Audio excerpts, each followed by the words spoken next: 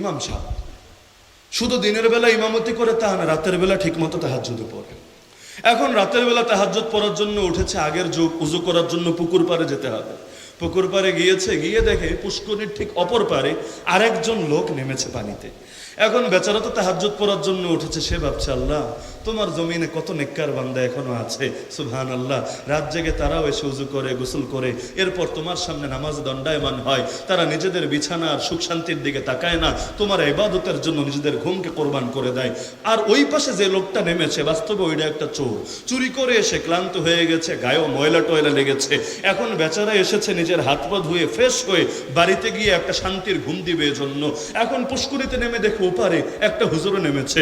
বেচারা চিন্তা করে, হায় রে দুনিয়াটা শেষ হয়ে গেল, আমরা চুরি করি আমরা খেজুর মানুষ, এখন হুজুররাও দেখি চুরি করা শুরু করে দিয়েছে, দেশটাই শেষ হয়ে গেছে। তো এখন হুজুর নিজে তাহাজ্জুদওয়ালা, আর একজনরাও মনে করছে তাহাজ্জুদওয়ালা, এই মালটা নিজেও চোর আর একজনরাও মনে করছে চোর। তো দুনিয়ার একটা মূলনীতি আল মারউ ইয়াকিসু আলা নাফসি। আর আমাদের কি ইয়াজিদি বলে কেন গালি দেয় জানেন? ইয়াজিদি কথা ছাড়া কোনো কথা কেন আসে না জানেন? এর একমাত্র কারণ হলো ওরাই যে বাস্তব ইয়াজিদি, ওরাই যে বাস্তব কওমে লূতের অনুসারী, ওরাও যে বাস্তবে অধিকাংশ ক্ষেত্রে বিভিন্ন ক্ষেত্রেই অন্ধ দালালি করে আর বেদাতকে সমাজে ছড়িয়ে দেওয়ার জন্য চেষ্টা চালায়। এখন দুনিয়ার যারে দেহে তার একই ক্যাটাগরির মনে হয়। তবে একই ক্যাটাগরির মনে হলো গালিটা আগে দিতে পারলে শান্তি আছে। গুলিস্তানের এমন গল্প আমরা শুনেছি, সেখানে টিম হয়ে চুরি করে, একাকী ব্যক্তি মনে করেন আপনার মাল চুরি করেছে, মানি ব্যাগটা নিয়ে দৌড় দিয়েছে, মোবাইলটা নিয়ে দৌড় দিয়েছে, আপনি কি করবেন? ছেড়ে দিবেন? আপনিও দৌড় দিবেন। কি বলে? ওই ধর ধর ধর, চোর চোর চোর চোর, এভাবে বলতে বলতে আপনি দৌড়াচ্ছেন, ও দৌড়াচ্ছে, আপনি তো মনে মনে খুশি, এলাকা সবাই তো চলে আসবে আপনার পক্ষে। একটু পর দেখলেন আরো কয়েকজন একসাথে বলছে চোর চোর চোর চোর, আপনি তো আরো খুশি। আর একার এখন আর আমার চিন্তার কারণ নাই, 10 মিলে করি কাজ, হারে জিতে না হিলাজ, 10-এর লাঠি 1-এর বোঝা, সবাই মিলে এখন চেষ্টা যখন শুরু করেছি চোরটারে ধরবো, মালটা ফেরত পাবো। দৌড়াতে দৌড়াতে দেখে চোর এক চিপাগল্লিতে ঢুকেছে। সে এখন ভাবছে চিপাগল্লিতে ইচ্ছা মতো মাইর দেওয়া যাবে, কেউ ফিরাতেও বেশি আসবে না, বেশি ঝামেলাও হবে না, রাস্তায় জ্যাম লাগার ভয় নাই যে পুলিশে সরিয়ে দিবে, ওরা জনমের মতো বানানো যাবে। কিছু দূর গিয়েছেন, এখন দেখেন চোর উল্টা আপনার দিকে ফিরে এসে চিৎকার শুরু করেছে, চোর চোর চোর, ধর ধর ধর। আপনি তো পেরেছেন, কি রে এইটা আবার কি হইলো? আগে শুনলাম চোরের মায়ের বড় গলা, এখন দেখি চোরের তার চাইতে আরো বড় গলা। চোর আবার কারে চোর বলে? কিছু বুঝে ওঠার আগেই দেখছেন পেছনে পেছনে যারা দৌড়ে এসেছে ওরাও আপনারা ধরে বানানো শুরু করেছে। আপনি বলছেন আরে আমি চোর না তো, এইটা আসল চোর। এখন তারা আরো বলছে ফাইজলামি ছাড়, আর একদিকে করেছিস চুরি আর একদিকে শুরু করেছিস ভণ্ডামি, খবরদার তোর মুখ সামলা, কোনো ভণ্ডামি চলবে না। সবাই মিলে মেরে আহত করে ফেলে দিয়েছে। যাওয়ার সময় কানে কানে বলে এসেছে, পাগল কোন জায়গায় ঢিল ছুটতে হয় তাই বুঝলি না, আমরা সবাই এক দলেরই লোক, এইটা আমাদের পাতানো ভাত। তো গালিটা আগে দিতে পারলেই হলো সুবিধা। আপনারা ওদেরকে গালি দিবেন বেদাতি বলে, আপনারা ওদেরকে গালি দিবেন দুনিয়ার বিভিন্ন শব্দ দিয়ে। এখন অগ্রিম ওরা গালিটা দিয়ে রাখে আপনাকে, নিজেদের নাম দিয়ে দিয়েছে সুন্নি, অথচ সুন্নাত মানেন আপনি আর বেদাত মানে ওরা। নামটা কেন সুন্নি আগে ভাগে নিয়েছে জানেন? যাতে করে বেদাতি বলতে পারেন না আপনি। তবে একটা জায়গায় ঝামেলা আছে, চোর চুরি করলেও কিছু ক্লু রেখে যায় না। পুলিশ বের করে কেমনে চোর রে? ক্লুগুলো দেখেই তো। খুনি ধরা খায় কিভাবে? ক্লুগুলোর কারণেই তো। এরা যে মূর্খ, এটার একটা আলামত গালির মধ্যেও লুকে আছে। বলবেন কিভাবে? ওই যে ওয়াহাবি গালিটা শোনালাম না আমি, ওয়াহাবি। যদি দেখেন এখানে কয়টা প্যাচ আছে। 1 নম্বরে যারে নিয়া গালিটা দেয়, যদিও তিনি আমাদের বড় কোনো হুজুর না, তিনি সৌদি আরবের মানুষ, ওলামায়ে দেওবন্দের কোনো আকাবিরও না, তিনি মোহাম্মদ বিন আব্দুল ওয়াহাব নজদি, তারে নিয়েই তো গালিটা দেয় ওয়াহাবি। আচ্ছা ওয়াহাব কি তার নাম? বলেন না, তার নাম? তার নাম হলো মোহাম্মদ। তার নাম কি? যারে নিয়ে গালিটা দেয় তার নাম কি? মোহাম্মদ। তার বাপের নাম কি? তার বাপের নাম ওয়াহাব না, ওয়াহাব তো আল্লাহর নাম। তার বাপের নাম আব্দুল ওয়াহাব, আর বিন মানি হইল পুত্র, সান। তো এখন মোহাম্মদ বিন আব্দুল ওয়াহাব মানে হইল আব্দুল ওয়াহাবের পুত্র মোহাম্মদ। এখন যদি বোঝাতে চায় আমরা তার অনুসারী, তাহলে যুক্তির দাবি ছিল গালিটা কি দিবে জানেন? গালি দিবে মোহাম্মদি। বলেন না, গালি কি দিবে? গালি কি দিবে? মোহাম্মদি। কারণ এটা বোঝাতে চায় যে আমরা মোহাম্মদ নজদির অনুসারী, আমরা তাদেরকে ফলো করি। যদিও কথাটা বাস্তব না, তাও তর্কের খাতিরে মানলাম বাস্তব। গালি কি দেওয়া দরকার ছিল? এটাই যুক্তির কথা, এটাই ব্যাকরণের কথা। ওলামায়ে কেরাম আছেন, আপনারা প্রয়োজনে জিজ্ঞেস করেন, তাহকিক করেন। আর আমার আলোচনা তো ওদের কাছে যাবে, যদি কোথাও কোনো ভুল পায় আসমান জমিন গরম করে ছাড়বে, তো ওদের প্রতিক্রিয়া দেখলেও বুঝবেন কথা কি হাসা না কথা মিছা। তো এখন যুক্তির দাবি ছিল কি গালি দিবে, কি গালি দিবে, আরে জোরে বলেন না, কি দিবে? মোহাম্মদী। কিন্তু ভেজালটা কোথায় লেগেছে জানেন? মোহাম্মদ তো শুধু তার নাম না, আমার নবীর নাম কি? নবীর নাম কি? এখন যদি বলে মোহাম্মদী, মোহাম্মদী, কওমের হুজুররা মোহাম্মদী, আলী হাসান ওসামা মোহাম্মদী, ধামরাই ওলামায়ে কেরাম ইমাম সাহেবানরা মোহাম্মদী যদি দাবি করে, লোকে বলবে ওরা যদি মোহাম্মদী হয় তোরা কি? তোরা কি আবু জাহেলি? প্রশ্ন আসবে কি না? প্রশ্ন আসবে কি না? কারণ দুই বিপরীত জিনিস, একটা যদি দাবি করে আপনার ব্যাপারে, তার মানে বিপরীতটা সে যদি আপনারে বলে তুই একটা আওয়ামী লীগ, আপনি তারে বলবেন তাইলে তুই কি? তুই একটা বিএনপি। এটাই তো স্বাভাবিক। তো যদি আমাদের গালি দেয় মোহাম্মদী, মোহাম্মদী, আমরা মোহাম্মদ ওয়ালা, তাহলে আমরা তো খুব সহজেই বলবো তোরা আবু জাহেলি, তোরা আবু জাহাল ওয়ালা। বড় বিপদে এখন পাগল হইলেও মাথায় কিছু না কিছু তো থাকে। পাগলরাও দেখেন না খাওয়া দাওয়া করে। কিছু পাগল এমন আছে ইচ্ছাকৃত লাফালাফি করলেও কারেন্টের তারগুলো এড়ায় চলে।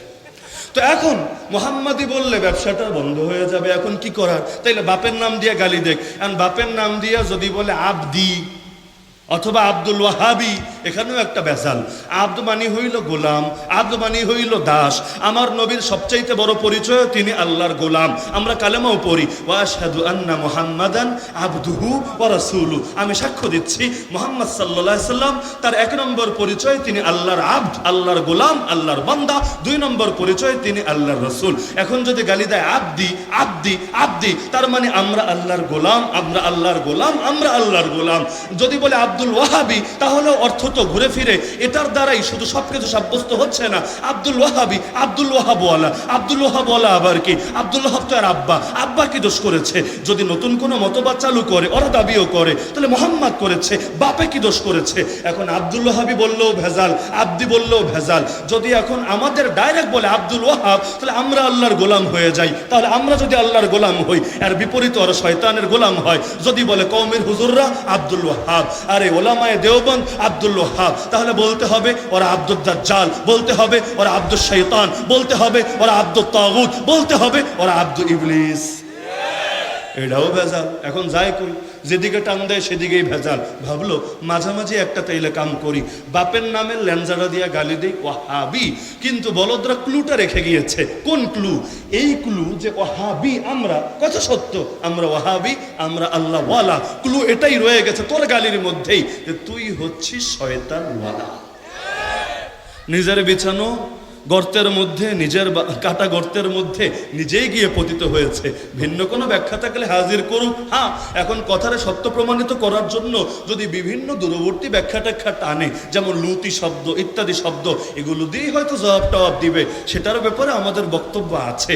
আরে আদব চিনলি না, বেয়াদবি চিনলি না, ঘুরে পেঁচায়া যদি সত্য সাব্যস্ত করতে হয়, দুনিয়া সব কিছুরই সত্য সাব্যস্ত করা যায়, কিন্তু এটা আদবের দাবি না। যদি বালাগাত নিয়ে, আরবি সাহিত্যের অলঙ্কার শাস্ত্র নিয়ে ন্যূনতম পড়াশোনা থাকতো, ওরা বুঝতো আদব কারে বলে, বেয়াদব কারে বলে। এক কবি কবিতা লিখেছে, ওমা বি ইলা মা ইন সিওয়ান নীলি গুল্লাতুন ওয়ালাউ আন্নাহু আস্তাগফিরুল্লাহ জামজামু। নীল নদের পানি ছাড়া কোনো নদীর পানির উপর আমার কোনো আসক্তি নাই। অন্য দুনিয়ার যে কোনো ওয়াটার হোক, এটার প্রতি আমার কোনো কামনা নাই, বাসনা নাই, মোহ নাই, আসক্ত নাই। এমনকি আস্তাগফিরুল্লাহ যদি সেটা জমজমের পানিও হয়। দুনিয়ার যে কোনো বালাগাতের কিতাব আপনি খোলেন, প্রসিদ্ধ কিতাবগুলো, আমরা ক্লাসের মধ্যে এটা পড়ে এসেছি। যদিও আস্তাগফিরুল্লাহ কবি বলে নিয়েছে, তারপরও এটা আদব না, বেয়াদবি হয়েছে।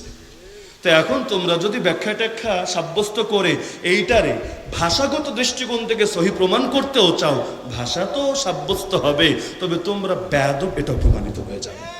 অনেক জায়গা হলো এমন, এখানে একটা টান দিলে দুইটা ভেজাল লাগে। আমি আপনার একটা আলু দেখে যদি জিজ্ঞেস করি, ওগো আমার ধামরাইয়ের ভাই, এটার নাম কি? আপনি বলেন হুজুর চিনি তো আমি, এটার নাম পটল।